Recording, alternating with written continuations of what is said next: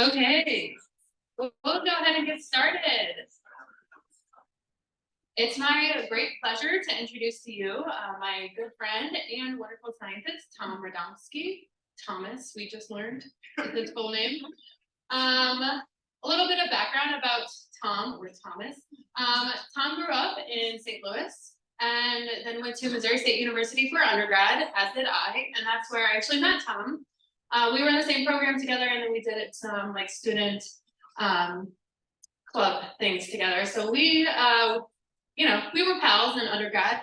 And during undergrad, Tom did research on salamander behavior with Alicia Mathis. Then he got his master's degree at Ohio University studying salamander phylogeography with Sean Kutcha. Then he completed his PhD at the University of Minnesota under Ken Kozak, studying range limits and salamanders. During this time, he was a Smithsonian pre-doctoral fellow with Kevin DeKiros. And now he's finally a postdoc at the Tyson Research Center and is studying tiger mosquitoes with Katie Westby and Kim Medley. Please join me in welcoming Tom.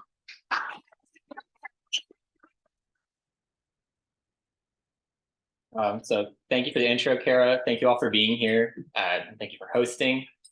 So I'll start off talking about a chunk of my PhD work on mechanistic niche modeling, and then pivot into the work I'm doing now at Tyson. So this is, first things first, it's a little bit obvious, but all organisms are limited in geographic space, duh. And ecologists and evolutionary biologists have noted that range limits are strange in that they're both ubiquitous, but not usually very well understood.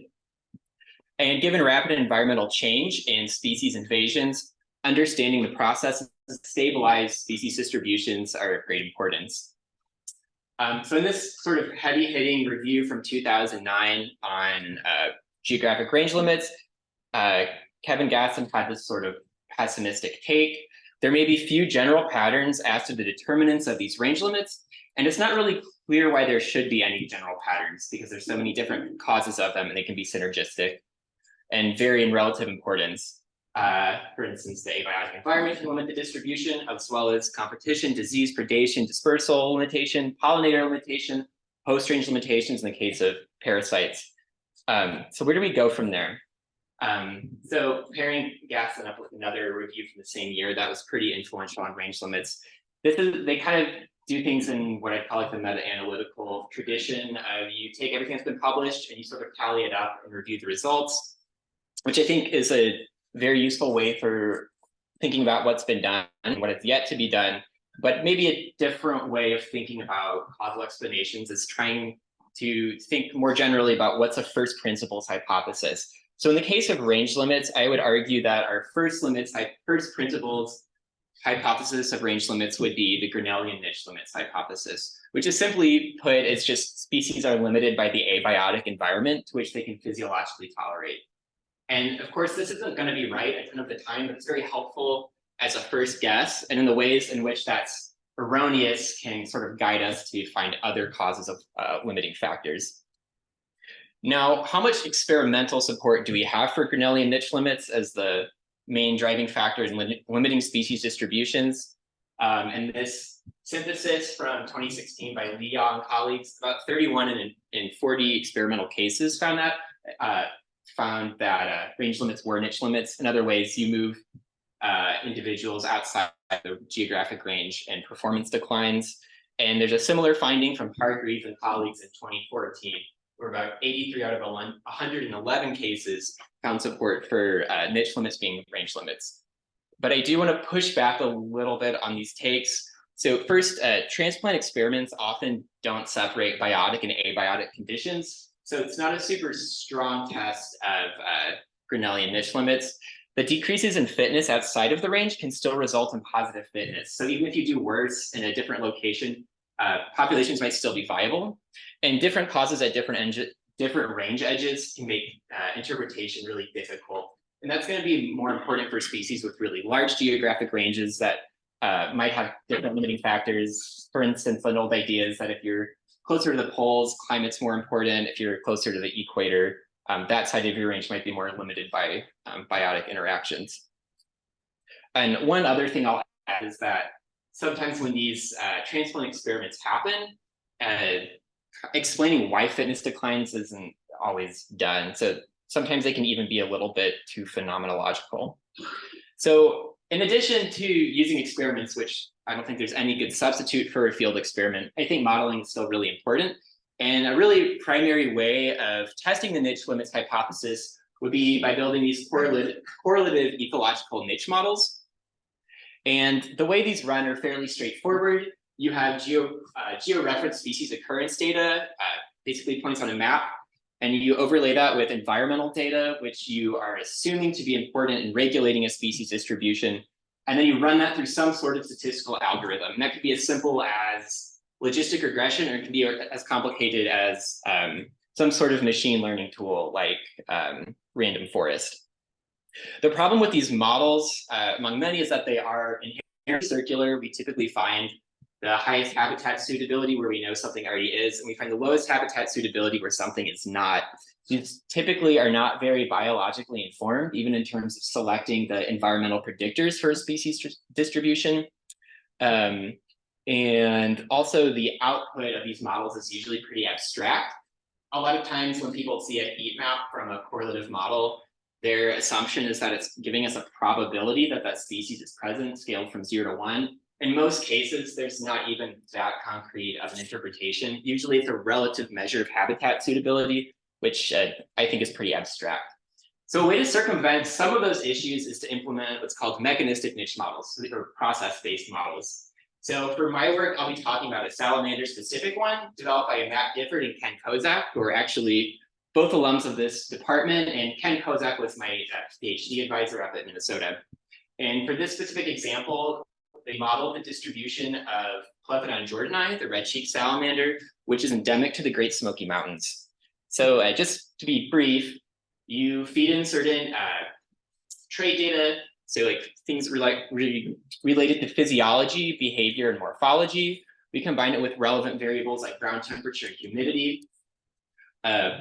This runs through a biologically informed model. And then this specific type of model, the output is an energy budget in geographic space. So this is based on like yearly averages. So if you see like red or orange, that's a positive energy budget in this case, and yellow or green is 0 or below. And the white dots represent occurrences of Plethodon jordani in geographic space. The X's are actually another species, Plethodon teohali, so I'll hit those. And what you can pretty clearly see is that the positive energy budgets do correspond really well to the distribution of Plethodon jordani. And ideally, we want to test these models to see how accurate they are using population data like occupancy or abundance.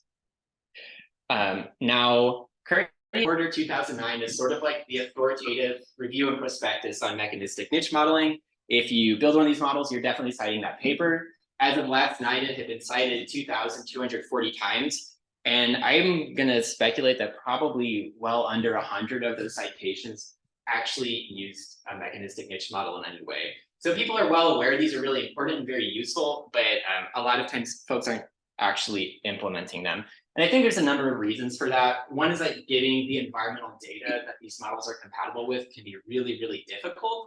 That barrier is breaking down pretty fast though. Another is getting the measured traits can be really difficult for logistical or monetary reasons.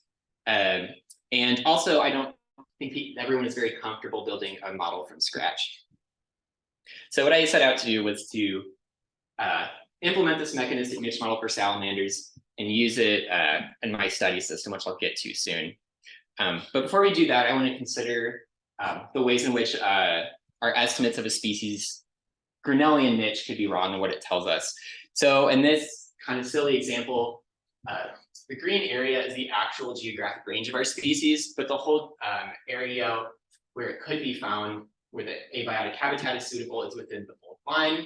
So in this case of overprediction, it suggests that antagonistic or negative biotic interactions might be limiting the range. Typically, people kind of always assume that's competition. Alternatively, overprediction could be a result of some sort of dispersal limitation. So for whatever reason, the species in the green area just recurrently can't access those more peripheral areas. And then in the flip case, we have range underprediction. So in the species is occupying an area outside of its Grinnellian niche. In that case, or in this case, the peripheral sites might be sink populations that are maintained by recurrent immigration, or maybe there's been an abrupt environmental change and these peripheral populations just haven't gone extinct yet. So with that said, I'm going to move into my study system. So this is Plepidon meridianus, the South Mountains gray cheek salamander. And I think it's a good study system for a few reasons, besides the fact that salamanders are my favorite animal. And I'm unapologetic about that. So one reason they're good for studying range limits is they have a teeny tiny geographic distribution. So within Southern Appalachia, they're only found in the South Mountains, which is this very small range. So ostensibly, that would make it very easy to sample across their geographic distribution.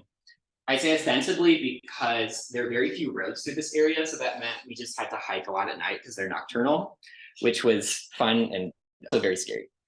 So the other thing is we know a fair bit about their biology. This species is generally understudied, but we can generalize from other information we know about Plepidon.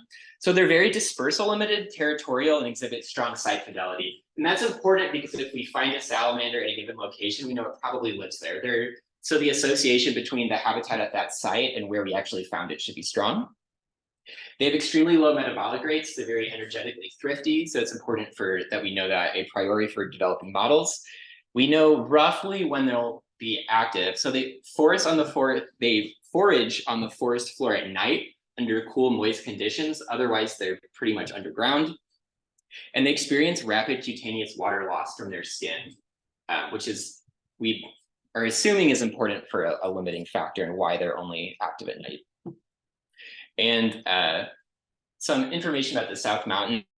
They're actually pretty short compared to some of the other mountains of Southern Appalachia. The maximum elevation is like 3,000 feet. And they're still deciduous forests, but they're notably warmer and drier than the forests further west, or the mountains further west that are bigger, like the Smokies, Nantahalas, and Black Mountains. But mountains are really helpful for understanding range limits because you can move a relatively short geographic distance and cover a big environmental gradient.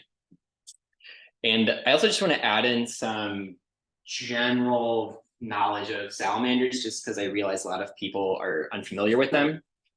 Ooh. Oh, that was close. Okay, so most salamanders are terrestrial for their entire life. The vast majority of salamanders don't have lungs and they don't have gills, so respiration is through the skin. Because skin is a way thicker barrier to oxygen diffusion than lungs or gills, oxygen is limited in a really unusual way compared to other tetrapods. And through acclimation, they can reduce water loss from the skin, but that also has the concomitant effect of reducing oxygen diffusion capacity across the skin. So you can either be good at retaining water or good at efficiently moving oxygen, but you can't do both at the same time, which is a very interesting constraint. So this species was described in the year 2000, in part by Dick Heighton, who's actually Alan Larson's master's advisor, small world. And when it was described and since being described in the year 2000, there have been no published data on it except for physiological measurements of 6 individuals, 9 georeferenced populations, so just points on a map, and molecular data from 4 individuals. And this results in sort of a low quality IUCN range map. And from its description, there are initially, I think, 3 more species, but they're a little bit different, and I'll leave those out for now. But they split out these 4 gray cheek salamanders. So each species occurs in cool, humid, high elevation habitat, and their ranges are separated by warmer, drier habitat at lower elevations. And because the way these IUCN maps are drawn, there's a lot less symmetry than these would lead you to believe. And again, out here, out in the boonies, is the South Mountains where I did my work. So kind of contradicting what I just said about published information, we did publish sort of an updated range map. So again, the black thick line was the IUCN map, and the stars represent a mix of new and old georeference data that I and some collaborators independently collected.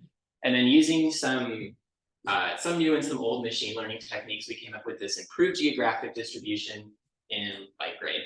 And I can talk more about that at the end if people are curious. So for what I'll talk about for my dissertation today, I'll just kind of be guided by these 3 questions. Are the behavioral assumptions of the mechanistic model met.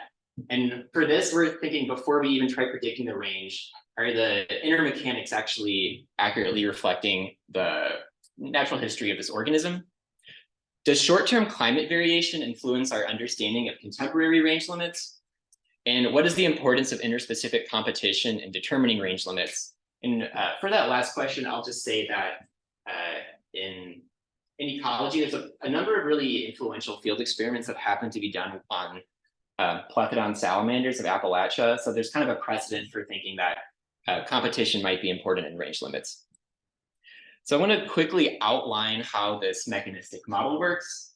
So first, salamanders need to be active in order to forage and remain in a positive net energy balance. Surface activity is limited to cool, moist conditions at night.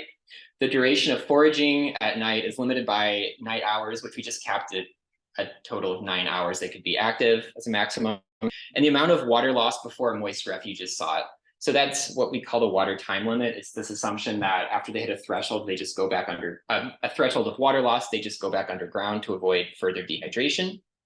During foraging on the forest floor, the ambient temperature regulates the metabolic rate, which is a source of energy loss, and digestive efficiency, which is a source of energy gain. So they're ectotherms, so temperature is going to regulate mostly everything.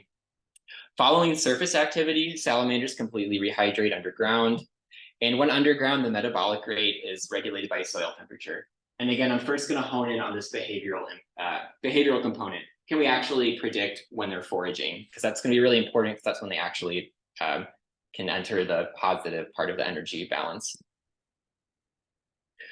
So after collecting a bunch of salamanders and bringing them to the lab, we had to measure a number of traits to implement this model. So first, we measured resistance to water loss. If any of you are plant scientists, you might be familiar with the lichor. Usually, they're used for measuring water relations in plants and lichens. We made a custom chamber, which is really just an acrylic tube, and threw a salamander in it, and we studied how it loses water.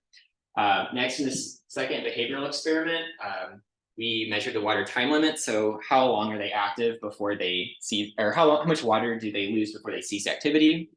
We measured the rehydration rate, where we just put a salamander on a wet surface and see how quickly they passively reabsorb water. And then we measured mass, and then we indirectly estimated surface area using an existing allometric equation. So just quickly ripping through some of these results, we see a pretty strong allometric relationship between resistance to water loss and body mass, which might be related to the thickness of integument increasing with body size.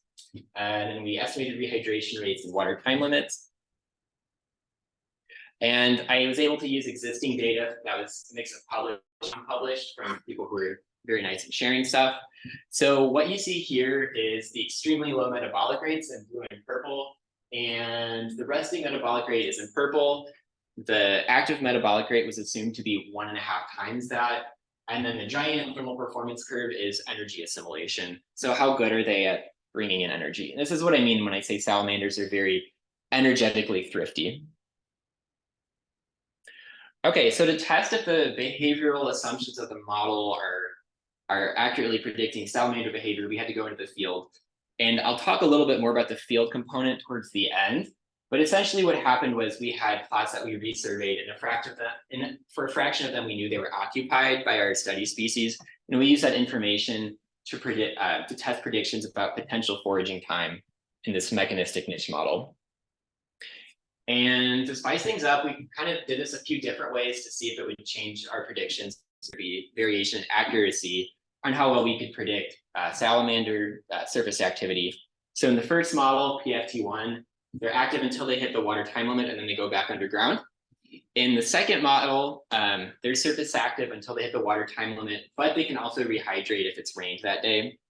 In the third model, they're active until they hit the water time limit, but there's also what we call an avoidance behavior. And what that means is if being active on the surface would actually put them in a negative energy budget for that night, and they just stay underground.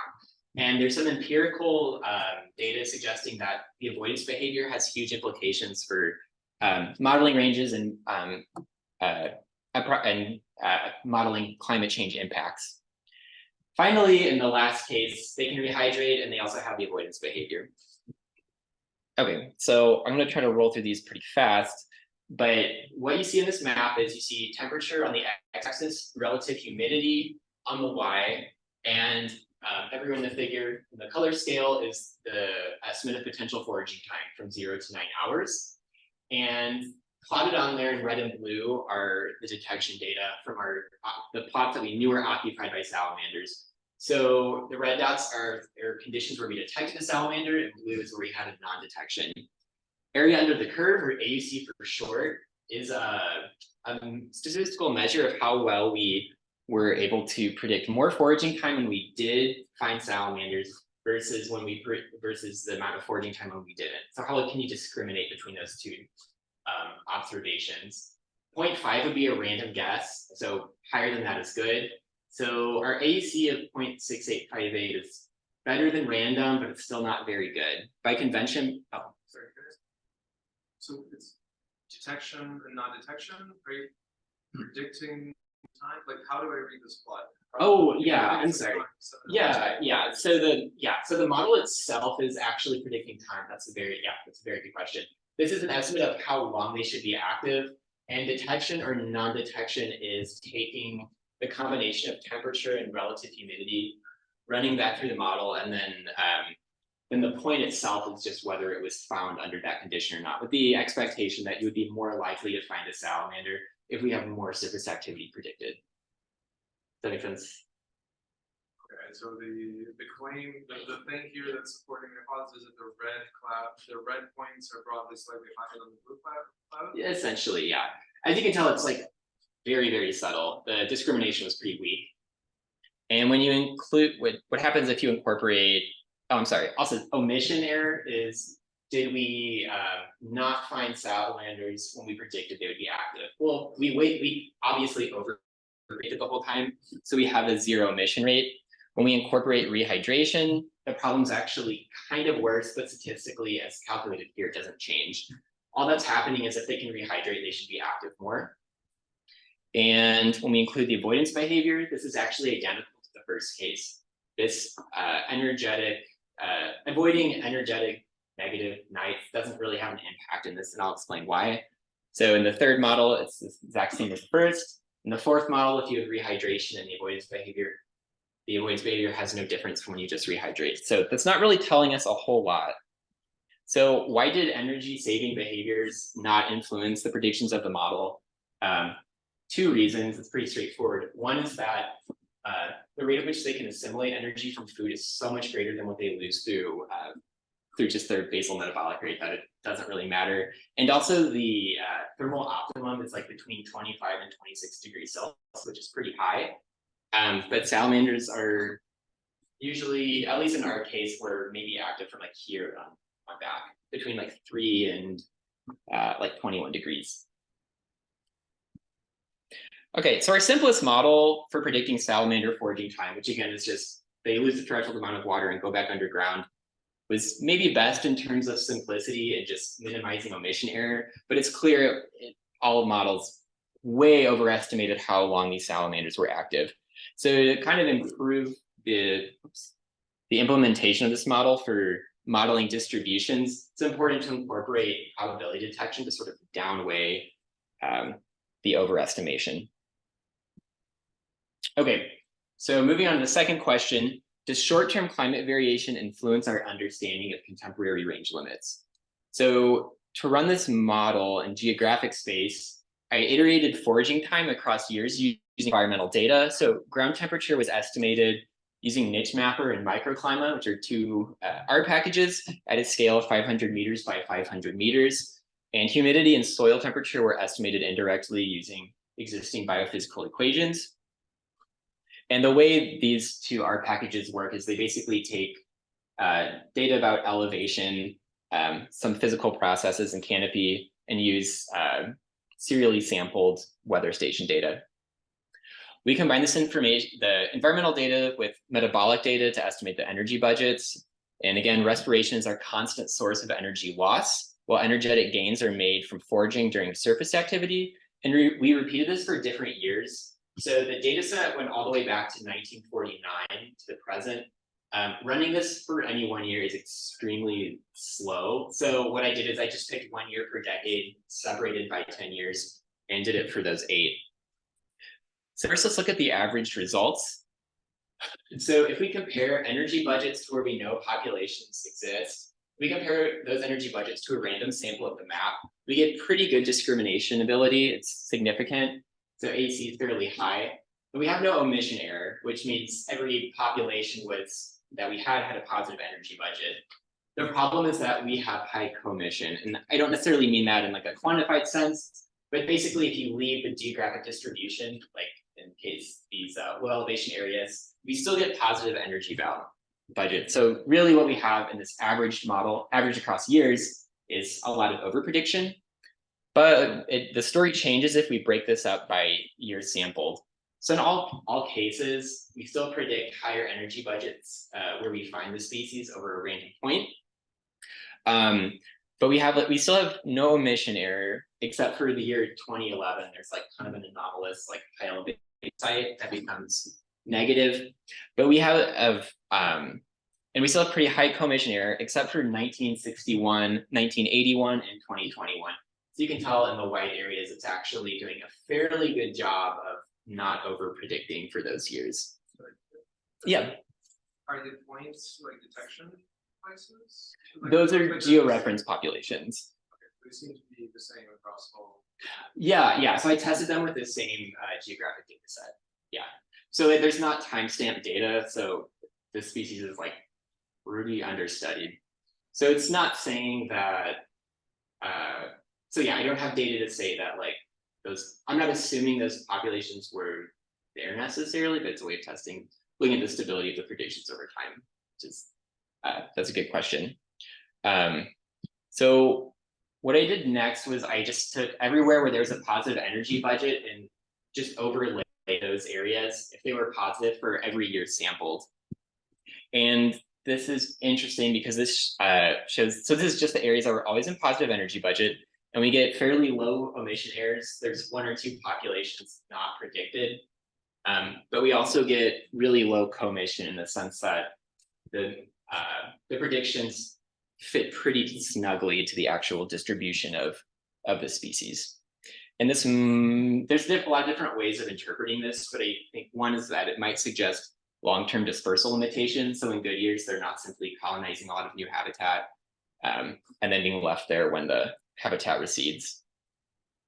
And just looking at 2 other trends with the data, do we find that the average energy budget of our populations decreases over time, like we might expect from like sort of a really general climate change prediction? No, we see no trend there. On the plot, in the plot on the right, this is a little bit confusing and messy, but this is just from sampling random points on the map and looking at a relationship between elevation and the number of years in positive energy budget. So what's going on there is that low elevation is sort of a proxy for distance to the range edge. And basically, as you get further away from the range edge, you can go higher up, you're in more stable habitat. So that means these low elevation habitats are really just fluctuating in and out of being suitable over time, which is an idea that's been stated in the biogeographic literature, but not tested particularly well. Now, we still had high model over prediction on the whole, so it's worth thinking about competition. So in this study system, again, my study species is Plepidon radianus. This is our high elevation endemic. And then the putative competitor that might limit its lower elevation distribution is Plepidon cylindriceus, the species I'm dressed as. And I took an observational approach to studying competition in this system. So in field surveys, we recorded detection, failed detection, count data, co-occurrences, and we used repeat visits and we recorded environmental data. And we used occupancy modeling to estimate the probability that an organism is present given imperfect detection. And then unmixture modeling is just the extension of that for abundance data. And we just parameterize that using counts from the exact same surveys. And the way we implemented this is we set up 120 4-meter by 4-meter plots in 12 blocks of 10s, spanning these 2 that are actually below the low elevation range edge and going to the range center. And our plot visits occurred at night throughout May 2020. Again, these are mostly nocturnal. And we use a conditional design, which is best for modeling occupancy of rare species. So give a fixed survey effort. After you visit all your plots X number of times, you put all of the remaining survey effort into only visiting plots where you know the species occurs. So before I get into like the actual modeling results, what we found was not a lot because they're very rare. So of our 120 plots, only 22 had a positive detection for our main target species, Plethodon radianus. 5 of the 12 blocks had at least one plot with a positive detection. And there was a total of 51 total positive detections out of nearly 600 plot visits. So very, very low rate of actually finding our species. For the second species, Cylindraceus, our putative competitor, we had 8 detections and 7 plots spanning the entire elevational gradient. So with such scant data, we really couldn't implement like a 2-species model. So with that said, we just assumed that competition might not be important, because if it would be important, we would assume there'd be more Cylindraceus there to actually have a limiting effect on Radianus. Our covariates for modeling occupancy and abundance were elevation and distance from streams. We also included canopy cover, but that was really not informative. And our detection covariates were the number of days since rain and ground temperature. And surprisingly, ground temperature was also not informative. And just really quickly, here are the model results. And all I want to say about the coefficients is they point exactly in the direction we would predict. If it hasn't rained recently, you don't find many salamanders because it's too dry. If you're near streams, salamanders are more abundant because those habitats are pretty much always cool and humid. And if you're high up in elevation, you find more salamanders, also because it's cool, but also you get more cloud immersion the higher up you go. So for this study system, the distribution of Meridianus is more limited by the abiotic environment than interspecific competition, or at least that was our interpretation. And populations at lower elevations and thus closer to the range edge are at risk of extinction. And some future directions of this research is to look at molecular variation in gene flow across Meridianus populations. So for that, I'm collaborating with Dave Weisrock at University of Kentucky, who is yet again another alum of this department. Going to be working on developing a general ecophysiological model for lungless salamanders. Again, there's some really interesting constraints. And working with biophysics and allometry, we can actually get pretty far with models that are agreeing with empirical data. And also hoping to model some fine-scale microhabitat data. So switching gears, I'm going to briefly talk about the current research I'm doing out at Tyson. So I'm a postdoc with Kim Medley and Katie Westby, and we're doing experimental and modeling work on tiger mosquitoes. These are notably less cute than salamanders, and they're also the really annoying species you are getting bit by all summer, but they're going dormant. So this species is from it's native to Southeast Asia, and it's been introduced multiple times to the United States. In the American West, the story is a little bit more confusing because it's not clear if many of those sites have viable populations. They might be going naturally extinct. But in the Southeast, Albopictus does really well. And so since being at least initially introduced in the early 80s, it's spreading west into the Great Plains, north throughout the Midwest, and then northeast into the Mid-Atlantic and Mid-Atlantic states. And these have been successfully established on every single continent except Antarctica. So kind of broadly what we're doing is we're looking at local adaptation along an urban-rural gradient. So we've sampled 3 sites in St. Louis City and Mid-County, and 3 sites that are sort of exurban or border forest. And of course, in the urban sites, it's relatively hotter than the more like rural or exurban sites. In the urban sites, you also find that Albopictus are extremely abundant, and other species of mosquitoes are relatively rare. When you get to the more forest or forest edge sites, the other species are way more abundant, and Albopictus becomes way less common. So in our first experiment, we're interested in studying egg survival to kind of droughty conditions. This is especially relevant for thinking about westward range expansion into the Great Plains. And in addition to just sort of estimating this survival surface, how do eggs survive as a function of temperature and humidity.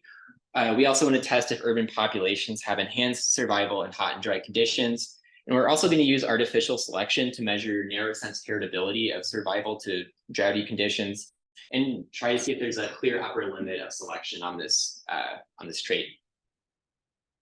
And in our second experiment, we're looking at the temperature sensitivity of larval developmental rate, pupal development rate, critical thermal limits, and body size, which is our proxy for fecundity. And we'll assess whether urban populations have, or test whether urban populations have greater upper thermal tolerances than the rural ones. Again, that would be a very generic prediction from an urban heat island effect. And we'll test whether rural populations are more thermally sensitive than urban populations. And there's some controversial theory in thermal ecology that if you're from a cooler environment, you might be more sensitive, your development is more sensitive than if you're from a hot environment. And finally, we want to use this information to run it into a different mechanistic niche model, which I'll talk about in a second. This one, the output for this model is not energy budgets, it's actually the number of life cycles completed in a year. So in this model, eggs survive as a function of temperature and humidity, larvae and pupae develop as functions of temperature, and the rate at which eggs are laid is also a function of temperature. And we're excited to kind of incorporate microevolution. So thinking about how egg survival to drought can evolve, and also how developmental rate and critical thermal limits can also evolve. Unfortunately, this is so early on, I don't even have preliminary data to show you. We've just been kind of like breeding out maternal effects in the lab, and we're setting up the experiment right now. So this is an example of what this model looks like. But this is implemented for the yellow fever mosquito, Aedes aegypti, in its invasive range in Australia. And ideally, we will test the model again using georeference data to see, do we actually predict its distribution? But as for incorporating evolution, we could actually go out and sample across the introduced range and see if traits have adapted in the directions we would predict that they would from the mechanistic model. And with that, I will abruptly switch gears and close out. So I want to thank everybody who helped me with this, particularly my PhD advisor, Ken. And I want to definitely emphasize the people who are helping me right now, Tyson, some of which who I think they couldn't make it today. And thank everybody who funded that made such a big difference. And also, I was really grateful to get support from the staff at South Mountain State Park. They just let me camp there every field season and hike around at night and kind of do whatever I wanted. And it was such a privilege. And with that, I will pivot on to take questions.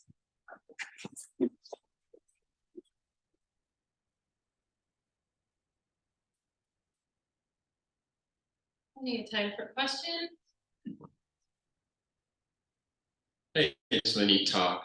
So I guess my initial question is, why study like one of the hardest salamanders to find in North Carolina versus like Jordan and I, where they're everywhere, essentially? Yeah, that's a really good question. Well, Jordan, you need a lot of special permissions too, since it's mostly in the national park. So I wanted to study one of these like high elevation endemic species, and there's only so many, and a lot of them had other grad students working on them. So I picked the one. And when I started doing it, I realized why no one else studied it, because it sucks. Yeah. That is a fascinating talk. I'm very curious though, for your graph, you had temperature in the X and humidity in the Y, and you overlaid energy balance. Yeah. This is estimated foraging time under those conditions. So this is just the behavioral part. We're not getting to energy budgets. Yeah. I guess looking at that though, I see detections and non-detections are really well mixed together. And I would look at that and say there's no model that can reliably differentiate those unless it's really overfitting and saying this little corner is positive, this little corner is negative or something like that. Like those variables just don't seem to separate them at all. So I'm not sure why a model based on that would expect to do that. I think so. I hope I can give you a good answer to that. So one thing that I didn't mention that makes this slightly harder to read is that the plot is not corrected for abundance within the plots, but the calculation of discrimination ability doesn't incorporate differences in abundance. So which there wasn't really a clear way of how to plot all of that at once. I think the second part is that a lot of people in this specific study system, I don't mean this species, but thinking of like small ectotherms, I think some population ecologists are kind of like disenchanted with these like physiologically informed models. And it's just like, well, why don't we just go in the field and see when they're active and we can model that. And presumably surface activity or behavior time doing some behavior like that is going to be just as or more informative to modeling the distribution. I don't know that I totally agree with them, but I do think, so I didn't show you the results without including, whoops, logistic data. Okay, so I just kind of in passing mentioned that like that when I implemented the energy budget model where it's like actually mapped, I incorporated a probability of activity. So basically like chopping down that estimated potential foraging time. If I didn't incorporate like something about probability, the model predictions were absolutely wonky. It didn't really match anything. It was just like extreme over prediction. So getting back to your point, like does temperature and humidity just not inform us about when they're active? I don't know. I can't give you a very good answer for that. Do you think there's like a third axis there that might do that? Yeah, that might be a longer conversation we should have otherwise, or afterwards, I mean, but yes, essentially I do.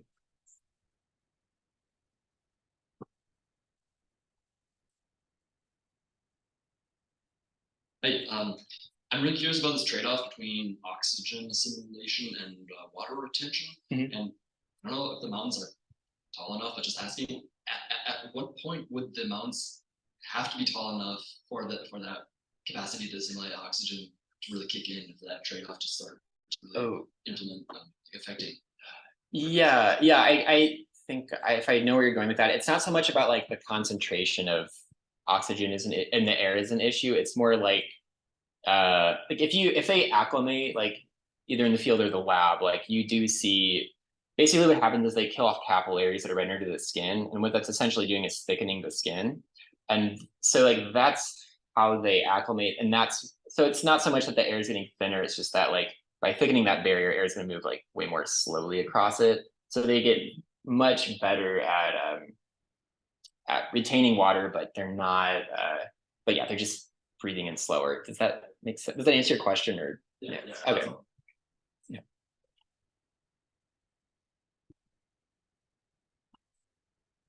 Curious, do you have any idea on like when it's a non-detection, to what extent it is, I mean, I assume a tiny salamander at night, so it's hard even if it's there. Yeah, exactly. And that's why I kind of, for the behavioral part, I leaned way more in on omission rather than like commission error. It's easier to say when we predicted it and it wasn't, wait, how do I say that? Let me take a step back from that.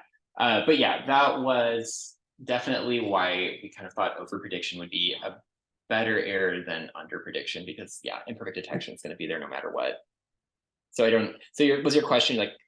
Well, I was just curious, what? if there's the modeling aspect of like, when you are in the field, do you have some mental sort of idea on if you don't detect some, it wasn't there versus you didn't spot it? Like, what's the probability of spotting it if it's there just from your experience? I don't know if there's any way. Do you mean like if it lives within the plot and I visit the plot, or if it's like active, like it's on the surface and whether I find it when it's active? Yeah, let's say you know it lives there and you actually know that it was there, but you. Yeah, so there's like extensions of occupancy and mixture models that get at that question, which I would have loved to have implemented. And they're actually, I kid you not, developed for lungless salamanders because of exactly what you're describing. But we just like we had so few detections that like we just could not stretch our data very thin to just like that's maybe, but no, that is a valid concern. Yeah.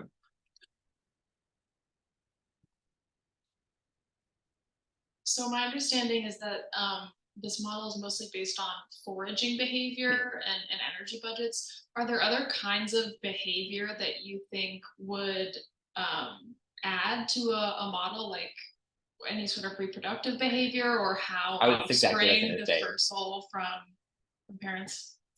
I would definitely say reproductive behavior, like reproductive investment would be a big energetic sink. Like, are you saying like dispersal costs from like when they're young?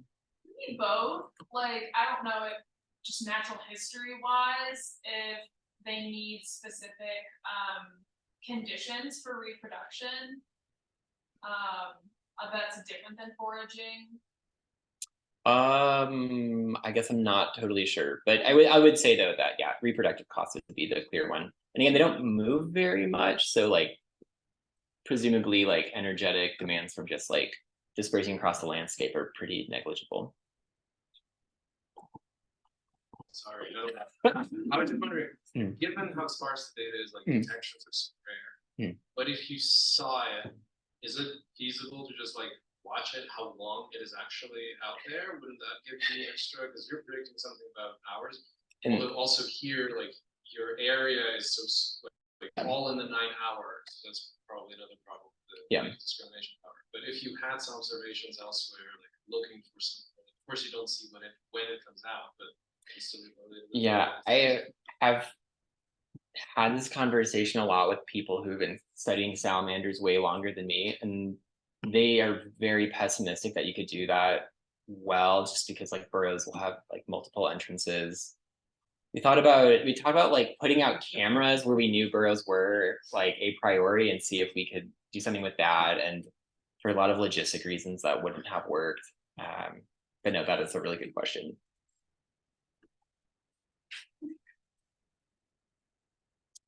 I'm gonna begin this by saying I do not study salamanders. I study ants. So in terms of like this methodology that you use to study feeding and detection behavior, I realize the solitary nature of the salamander makes this experimental design make sense. Does that change during mating season, where there are other factors that are like going along with Like that would feeding change behaviors? detection probability. Yeah, and would that change the detection or feeding capacity? I'm probably asking this. in a really convoluted way. Oh no, it's a really good question. Just to be blunt, I don't know. Yeah, I'll say I don't know for sure. Gotcha. Anybody else? I don't heard that think- question different? Yeah, I don't think we sampled though during the reproductive season though, so I don't think that should have been a major issue. Gotcha.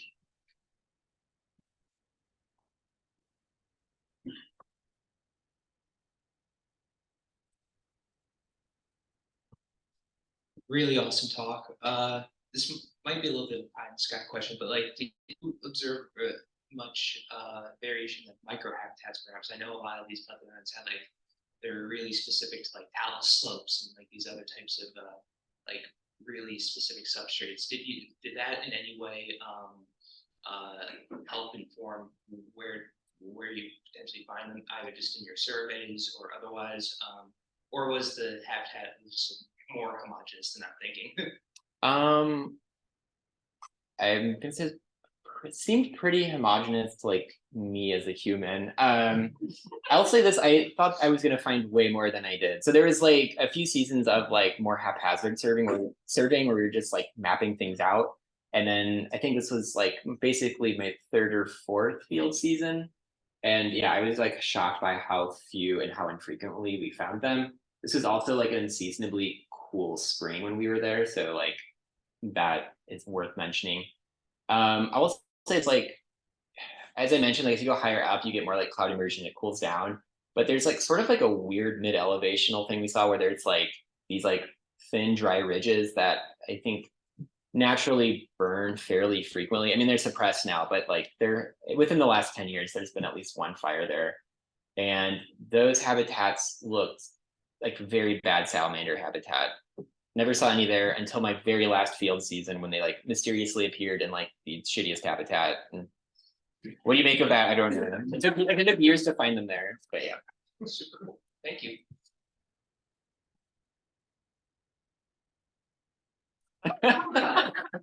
Thank you. Okay, also probably theoretical because you don't have any data, but, okay, so you're sampling urban sites and then rural sites. Mhm. And those vary in like a myriad of ways, right? You got Yeah. temperature, light, pollution, food sources for adults, blah, blah, blah. So I guess, how are you going to, and you have 6 sites, so there's not a ton of variation. So how are you gonna be able to, be grouping all the urban and all the exurban sites together? How are you gonna like disentangle any differences you see? Or are you getting at any mechanistic, or are you just saying urban and not urban? For this, we're just saying urban and not urban, and these are like, two, well, I guess, these are like 3rd generation into a common garden, so like, or I guess 2 generations in a common garden, and then they're split into different experimental treatments. So I am picking up what you're putting down. The short answer is, I'm not sure, like, how, I don't have predictions right now about how those other things would impact like the life history traits we're looking at and like critical thermal limits, but that is interesting. And we do want to look at stuff with like different abundances of hosts, but the plans to like cage raccoons and make like the field and make mosquitoes like bite them was shot down pretty quickly.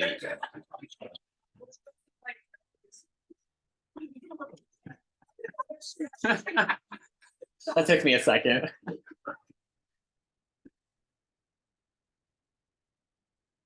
Any other questions?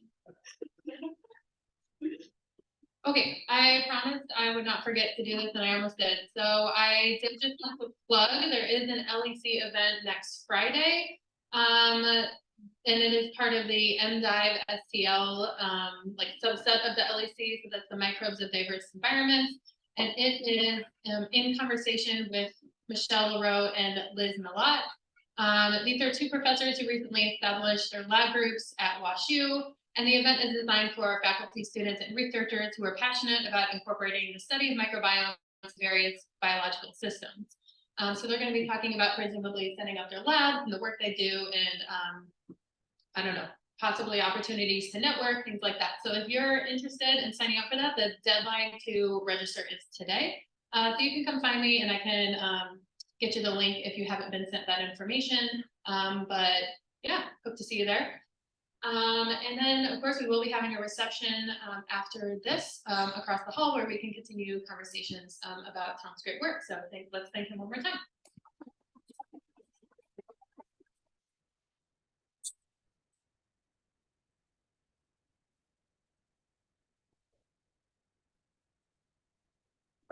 Okay.